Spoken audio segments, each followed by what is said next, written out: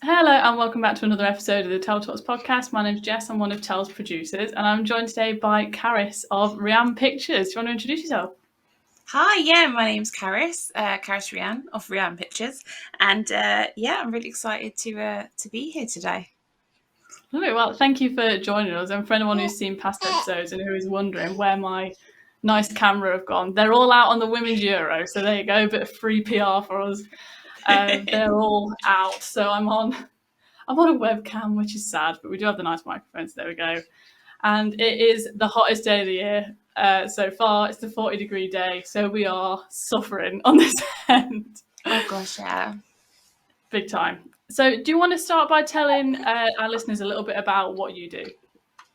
Yeah, so I set up Rianne Pictures in 2013 when I was at film school, and it was a production company. Just wanted to have a place to kind of have all my projects under one umbrella and be able to kind of like recruit people and bring people together in like a collaborative way.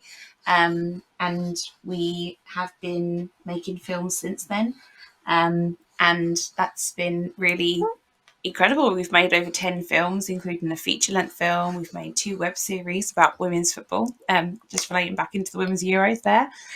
Before it was popular and before it was all over TV, when we were fighting the good fight.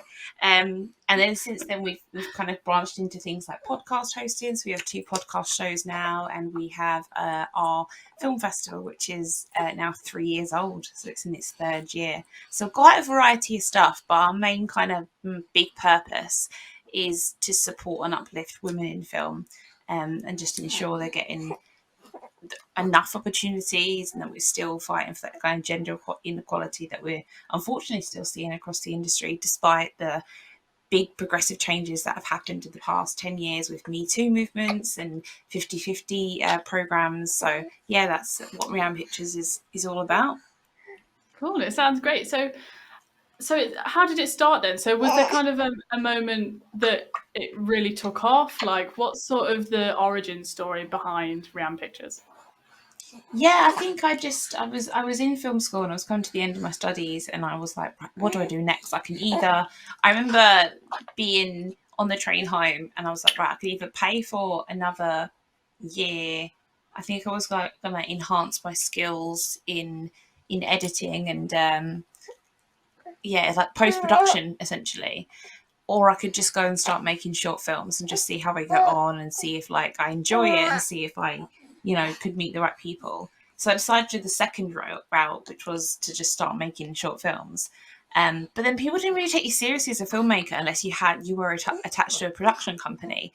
So I was like talking to people like, oh yeah, I want to make this short film. And they're like, oh, so who's the producer? And I'm like, well, I don't have one of them, so I guess it's me. And it was like, well, what production company is it? And I'd be like, well, I don't have one of those either, so it's just me. So I kind of made it to become more professional, look more professional, and just start creating a bit of a collaborative hub with it, to be honest.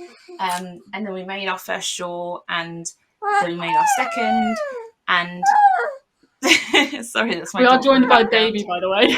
Yeah, baby Rianne is also here, so she is always still in the show. I didn't have a baby back then, so it was very, very different. So it just started to like progressively build, and we were meeting so many great people when they were really enjoying being part of Rianne Pictures and wanting to come back. And back then it was like 2013, 2014, so like Instagram was still taking off, and Twitter was still in a very like early days of people connecting. It's very much like a networking element, so it was good to kind of have a company that people could start to recognize and start to be like, oh yeah, that's a Rianne Pictures company, that's a Rianne Pictures event. And I think it's just that consistency that we continue to use the name, we continue to use the branding. I mean, we didn't have a website till 2016. We had like a Tumblr page. So it's just grown through sheer not wanting to stop doing it and not wanting to give up, and just seeing what else we can do and trying to explore new avenues. And yes, that's where it kind of begun, just being in film school and thinking, what's next? Because when you go to film school, when you go to university or any kind of educational outlet, a lot of the time there's no career waiting for you afterwards. It's like, right, where do I go now? Do I just stop, or do I try something else, or do I just, move forward? So yeah, that's where it begun. So you say about social media. So would you say that social media and sort of the absolute boom that has occurred as a result of like Instagram and Twitter and back in the day Tumblr, as a result of these things blowing up, would you say that's had an impact on the way the company has grown? I'd say Tumblr definitely did. I've never really spoken about this before, but I think Tumblr definitely did, because Tumblr's where I was able to. I feel like for a lot of teenagers, it was the first opportunity outside of going to university to meet people who are your age, who are into similar interests and similar things, and connect with them in a safe environment. Obviously, don't meet everyone offline. Yeah, You know don't who they mingle. are. Yeah, So, but I met people from Tumblr that I've worked with on projects like for the past 10 years, like from Tumblr. That's amazing. Yeah, it is, and I forget sometimes that I've known people for nearly 14 years from meeting on Tumblr, and both enjoying films, then both wanting to work in the industry and not knowing what to do, and then working remotely on projects together. So I think it allows people to network in a way that's not daunting and not old fashioned. So like networking is just it's just such a hard egg to crack, and you need to do it to get further in the industry. But as a woman as well, I went to a networking event recently, and it was just it was literally full wall to wall of men, and I just thought, I can't spark a conversation here because I have no idea like who is who, like what do they want, like are they producers looking for writers, are they directors looking for writers, are they actors looking for casting. It's such a massive space to kind of like venture into, that with online networking through social media, you can immediately go to someone's page, see what work they're doing, see what work they're interested in, and then you can connect that way. So I feel like social media definitely has helped independent filmmaking in the UK, just because that's the experience I know, and particularly women in film, because you can easily see the spaces that are safe, you can easily see the opportunities that are tailored for you and why they are tailored for you. It's not just people ticking the box like, oh, I want a woman in this next film, or I want this piece to be more diverse. It's like, what's the story behind it? Like what's the mission statement? Where do you want to be in 5 years with these goals that you have? And it's all at our fingertips now, which is really accessible. So yeah, I definitely think that's contributed to it. I mean, our team is predominantly built from doing call outs on social media. So oh, really? Yeah, I'd say, well, I think everyone, like recruitment wise with film production, we usually use channels like recruitment websites and crew finders and stuff like that. But yeah, it's predominantly been through social media and call outs. Oh, it's funny that things turn out. I mean, starting on Tumblr of all places, I never thought. I don't know. It's not the kind of thing you imagine can like flourish from Tumblr. Tumblr for me is like things that people screenshot and repost on Instagram, like meme pages. Yeah, and it's just a different dynamic on it. I think the time that I was using it, it was still very much. It wasn't as massive as it was in the later years. But yeah, the film community on Tumblr was quite small, but you got to know everybody. Like, you got to know everyone's full names, and people met up in person. So yeah, absolutely. I'm so sorry about her, by the way, as a side note. She's just so hot. Oh no, bless. Right, so just talking about like diversity then in film, why do you think it is so important to have women, trans and gender non-conforming people of color? Like, why do you think diversity is so important, especially these days? There seems to be a real emphasis on trying at least to get greater diversity into film, but why do you think that is so important? People want to go to the cinema and see stories that they can relate to. They want to be able to see themselves on screen and see their stories, and it's such a lovely experience to see a film or watch a TV show and walk away from it and not feel alone and feel like, okay, my experience is shared. You know, I'm not, you know, going through this alone, or what I went through previously. You know, that's something that other people have experienced, and I'm going to be okay. So it's great for people to see that. And unfortunately, if we don't have diversity on the screen, then we won't get to see that. Not everyone can experience that feeling at the moment. But then there's another element to it where it's like, if it's performative, is it authentic enough, or is it someone just ticking a box? So yes, you might have a very diverse cast of actors, but what's your writers room looking like? You know, what are those stories going to be authentic if you've got like a whole white writing room writing a black led show? So yeah, there's a lot of elements to it, but that's the importance of it, is to give people an authentic experience, so they can sit back and they can enjoy it, and they can watch it, and it's actually working for them and real for them. You know, I mean, I think we find comedy the most funniest when we can relate to it. And we find dramas the most hard hitting when we can relate to it. So it's all about having that authenticness to the writing, to the filmmaking, to the performances, that makes the story so great and makes them so impactful for audiences. And that's not the same for every film. Like, not every film has to be impactful, not every film has to be completely relevant to everybody that watches it, but a lot of them can be. And it's great to do that, I think. So that's why it's important. But yeah, a lot of people do it as tick boxing. You know, people, I think we're starting to get to a point now where it's very obvious the ones that do it for tick boxing. We had someone speak to us recently when they were like, my film featured 10 women, many of whom were non-binary. And I thought, you've just completely contradicted yourself in that sentence. Yeah, and that's the thing. We do honestly, right? We do get people who say it to us with a festival. They're like, but my film had X, Y, Z. Why isn't it in? And I'm like, okay, but I now know that you didn't do that authentically. You've just done it to tick a box and be like, well, look what I've done. And it shouldn't be that way. You should just do it naturally and organically, and know that if you're going to make a story about a marginalized group of people, do it authentically. Don't do it to score points and be like, look at me, I'm so progressive with my work. It's about doing it authentically, you know. And maybe if you are saying things like that, you're not the right person for the job for that kind of story. So yeah, definitely. Yeah. So do you want to talk a bit about Women X then, the festival that is coming up soon, cheap plug.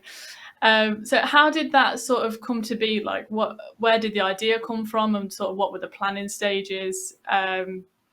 So what was sort of the story behind Women X? yeah, the idea, I think I wanted to, so I moved from I used to live in Essex. So I was very close to London. So I was very fortunate enough to be able to go to London a lot for events, particularly film festivals. And I moved to the Northeast, and I wasn't able to go to as many events because there's not much up here. And the things that were here just didn't really appeal to me. Like, I remember going to my first film event here and just feeling really alone, and just didn't really feel like I could connect to anybody, and it was very heavily male driven. And I just thought, I want to create something up here that would work for me and would work for other women in the industry. And so we started to think about what we could do, and I kind of like the idea of like a day long kind of like conference where people could come and do workshops, and like, it was great for people who were early entry into career because they could learn new skills, and it was great for people who were, you know, well established in the industry, so they could, you know, come and share with others and network. And then we started thinking about, we could do like a little bit of a film showcase, like show local work. And then we were like, well, let's not call it a festival. We'll still call it Women X. So the X basically stands for like exhibition, and like, you know, like like in maths, when it's like, what does X mean? Very lazy event aiming, to be honest. A bit like Rianne Pictures, which was just a placeholder, and it stayed. So yeah, it kind of grew from that. It was listening to what people wanted from events that weren't currently happening, but also for me and my team, like, we've worked at festivals for years, and we've been to festivals for years in so many different capacities: press, industry, filmmaker, attendee. And we kind of just wrote like a master list of like, what would our dream festival be like, and what do we want to avoid?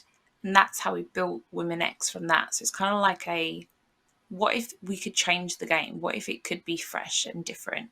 What if it could be something that was a safe space but still allowed people to, it was accessible to everybody to turn up and come? Like, it's not just open for women and gender non-conforming people. Anyone can come to Women X and enjoy themselves, but it levels the playing field where we're showcasing women. Because I think at the time there was a study done where like less than 50% of festivals had like a equal men and women in the That's talent awful, isn't it? fields. It was, and like the excuses are always the same, where it's like, oh, we don't get the films sent in, and it's like, well, are you going out there and finding them? Are you making sure that your websites and your festivals look welcoming to women? Because if you've been saying the same excuse for 10 years and you've got 10 years of festival that people will look at and be like, well, no women are here, so clearly I'm not going to send my work into them and waste my time, because it's expensive as well.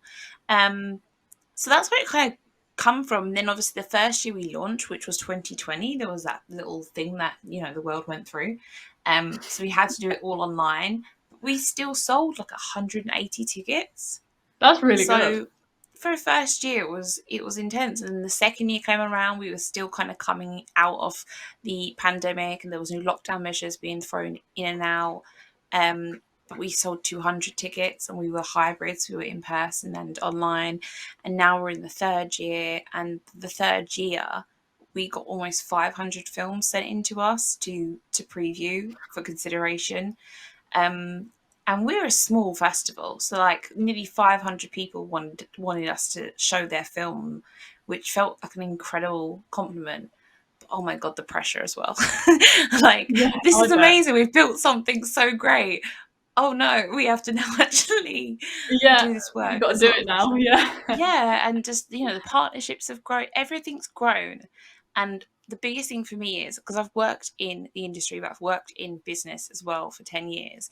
I never ever want to grow beyond our means. For me, it's not about being the biggest and the best. It's about sustaining a healthy growth that doesn't escalate into madness. And that's when companies fold. That's when events fold. That's when people, redundancies happen and things like that. So it was just about a nice progressive growth that wasn't going to be too overwhelming for us. Um, so yeah, that's kind of where like the journey is, and that's where we're at the moment. The third event happening in September. Do you think there is some kind of like a place for hybrid festivals or an online festival? Do you think that's something that sort of people would want, or are people very much like wanting to get back in person now? There's a combination, and it's really strange. Like, for me, hybrid's great because it's so accessible. And I think a lot of people think, oh, it was just accessible because nobody could get out of the house, and now everyone could get out of the house, so it's fine. But what about parents, carers, full-time workers, students, people abroad, disabled people? Like, there's so many elements that accessibility reaches. Travel is so expensive in this country. It's ridiculous in this country. Getting into London, staying in London, getting to Manchester, staying in Manchester, like even just getting the train from, London to Darlington, if you don't price the tickets right, that's expensive too. So I think there's definitely space for it. And people will watch it. And like, we've had a lot of requests this year for hybrid tickets and online tickets. But the big organizations and the big film companies, they don't want it. They want you back in a cinema. They want all festivals back to be in face to face. There's not a lot of support available there for hybrid anymore. It just shut down completely. Last year, and obviously 2020, there was a lot of support. But now it's like, yeah, they don't want that anymore. They want bums on seats, and that's it. For us, we are going to continue being hybrid for as long as we can, because we have an international element. And for me, like, as a filmmaker, I got into my first film festival. It was in Florida. It was back in 2016. I obviously couldn't go because it was a lot of money. And I felt some completely shut out of the experience. Like, I felt like I didn't know what was going on. Like, my film was showing at like 3 o'clock in the morning, which, fair enough. But I just didn't feel like I knew what was happening. And I feel like with hybrid events, we've been able to include filmmakers from around the world to be part of the magical experience that is having your film selected for a film festival. So I think there's a future for it. I just think it's back to, unfortunately, having to fight for it at an independent level, because the larger organisations just aren't interested in it anymore, unfortunately. That is a shame. That is a shame. Maybe sometime in the future, but accessibility-wise, I absolutely agree, because I'm from a theatre background, and we very much had the same experience where things were online, and suddenly I can afford to see national theatre shows because they're streamed and stuff like that. And thankfully, they still are, although you have to pay for them now, which of course you do. But such is the machine. I know. So, do you have like a favourite if you look back at the films you've done? Is there anything that sticks out as like a really positive time, or like a film that you just loved? Do you have a favourite child in that regard? I think definitely my feature-length film, because it just felt like such a once-in-a-lifetime opportunity to make a feature-length film, and like the whole cast and crew in it. I used to watch like behind the scenes things of like films when I was younger, and everyone's like, "Oh yeah, we were like a family, we got so close," and you generally do get that vibe. Like when you work with a group of people for 4 weeks, and in a high intense environment, you do grow a massive bond, and you make really good connections. And things happen, things go wrong, and you just build through it. But that was such an exciting time of my career / life. Every day I'd wake up and be like, right, what are we doing today? Like, what shot are we going to get? How's so and so doing? Like working on performances with the actors, like being able to really spend time, just making this story that I loved come to life. So yeah, it was just a really exciting time. I think, how old was I? I think I was 23 as well. So it was just so much fun just to wake up and I think all the crew and cast were around similar ages too. So it was just great to really just wing it almost. Like we had a great plan, like we had a great team who put it together, but that was definitely, I think that's my favourite child, Demi, our feature length film. And then it was fun because we shot for like, I think we shot from November till February. So that was like that big high intense time, and then over the summer I was with the production team, and we went to like all the studio times. We had like all the studio time together, which was really funny, like watching the guys like make kissy sounds on the back of their hands to add in the special effects, and then spending time with my composer and like sending her songs that I liked and getting songs back, and then being up to like 2 a.m. in the morning on Skype, because my composer, who I met from Tumblr, lives in Ireland, so it was kind of like putting that together.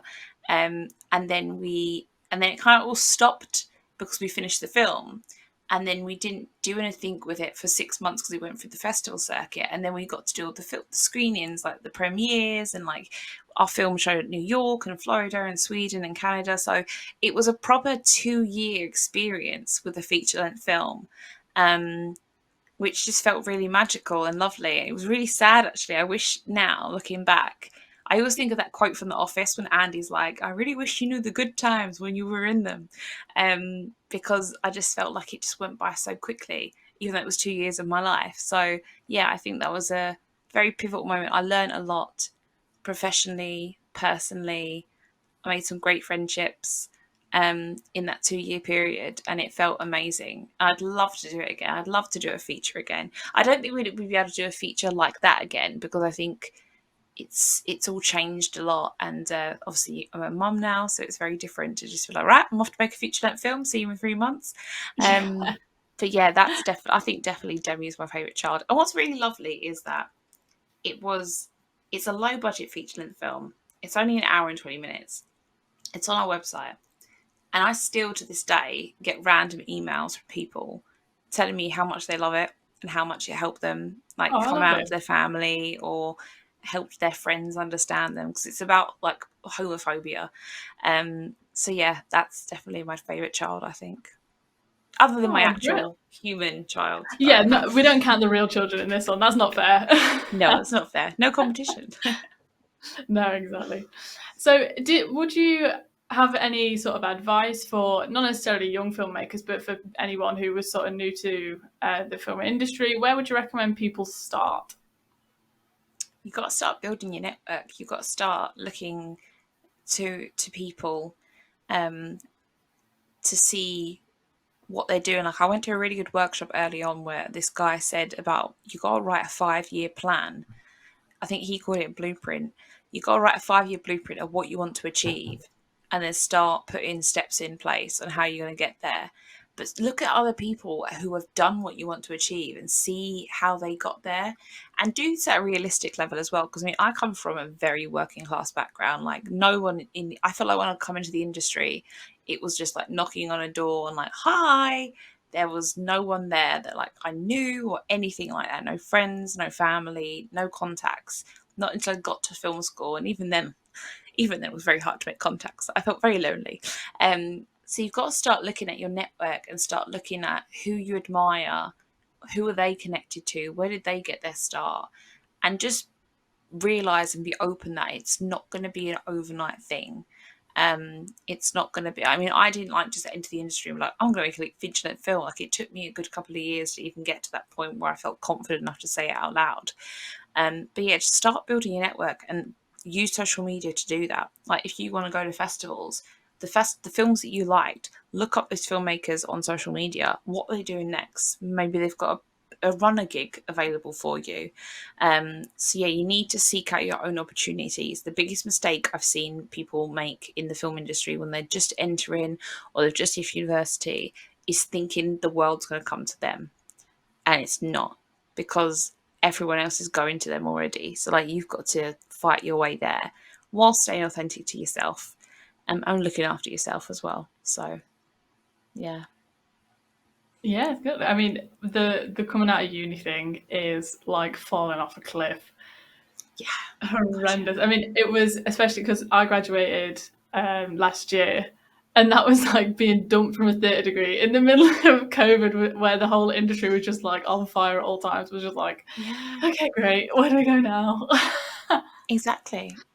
And it's scary and daunting. And I think there's not a lot of support that's there, and it's sad. And it's, for me, like, I think we've got so many plans with Rianne Pictures, but I'd love to start to build like a bridge almost from that time, because so many people fall off and they never get back to it. And it's really sad because there's so much talent that is just gone from people who go to university, have access to all this equipment, help support other people there to make stuff, and then they go back home to their hometown, or they stop studying, and they're like, well, I don't know what to do now.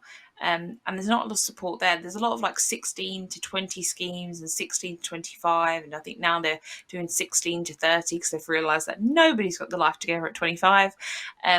But there's not enough, and it's really tough, and it's really hard to sustain it and carry on going. And yeah, I can definitely relate to it. There's definitely been times that I've wanted to give up and just be like, right, shut it down. But but Yeah, I've been very fortunate enough to build a team that won't let me do that. Which, is it good? I don't know. we hope so. We hope so.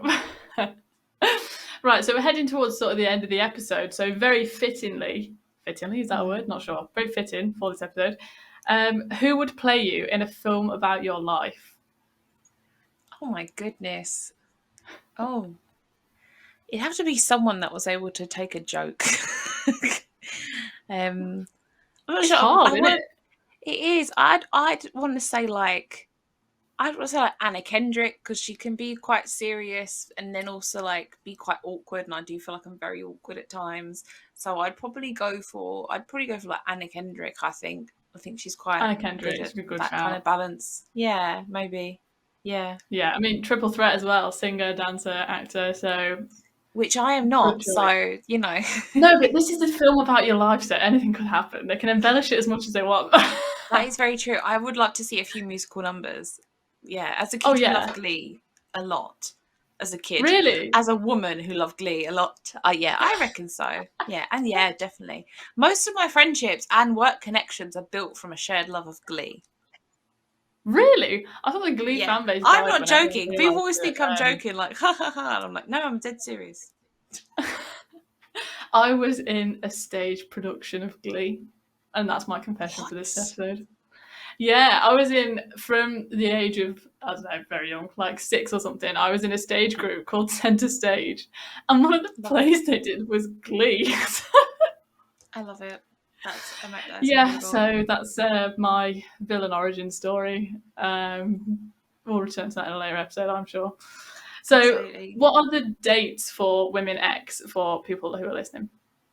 So we are running for the weekend of the 2nd, 3rd and 4th of September this year. So Friday night we have karaoke, soundtrack karaoke as part of our opening night film. Saturday we have films, workshops and our Naughties themed film quiz. So bring your juicy couture tracksuits. And Sunday, oh, my voice is gone. Just the sheer horror of having to do karaoke then. Sunday we have more workshops and our awards ceremony as well. So yeah, a lot packed into a weekend, but it's going to be very exciting. And it's in Darlington as well, so very easy to get to and stay and enjoy the local town in as well. Lovely. Right, so head to the Rianne Pictures website to read all about that. But thank you very, very much for coming onto the podcast and speaking to me today. Lovely to speak to you. No, And thank you so for much. everyone that's listening, I'll see you next time. Bye for now. Bye.